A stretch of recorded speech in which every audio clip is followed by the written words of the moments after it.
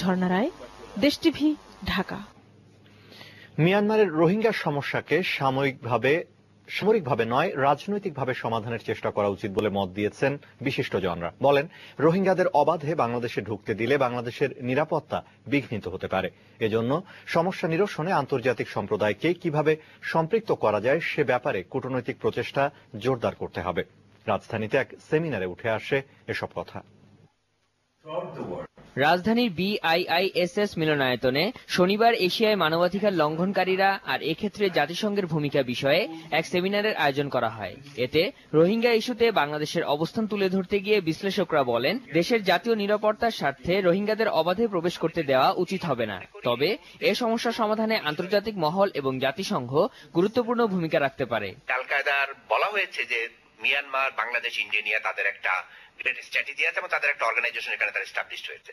ফলে এই অঞ্চল যত বেশি রোহিঙ্গাদেরকে তারা পুশ করে নেবে, তত করে আমাদের ন্যাশনাল সিকিউরিটিটা একটা থ্রেটের মুখে থাকবে। আমরা সেটা করতে দিতে পারি না।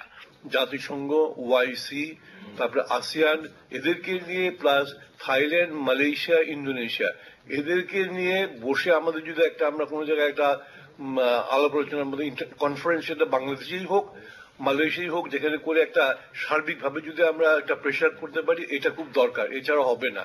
তবে নিরাপত্তার বিষয়টিকে বড় করে না দেখে মানবিক দৃষ্টিকোণ থেকে রোহিঙ্গাদের আশ্রয় দেওয়ার বিষয়টি বিবেচনা করা যেতে পারে বলে অভিমত মানবাধিকার কর্মীদের। নিরাপত্তা বনাম মানবাধিকার, এবং মানবাধিকার হচ্ছে একটা হাতিয়ার নিরাপত্তা নিশ্চিত করার জন্য।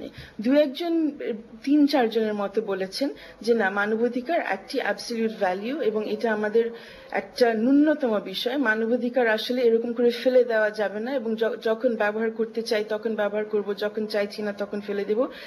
এটা কিন্তু সম্ভব না এবং এই অবস্থান নেওয়া উচিত না। শাহাদাত হোসেন, দেশ টিভি, ঢাকা। বর্তমান নারায়ণগঞ্জ সিটি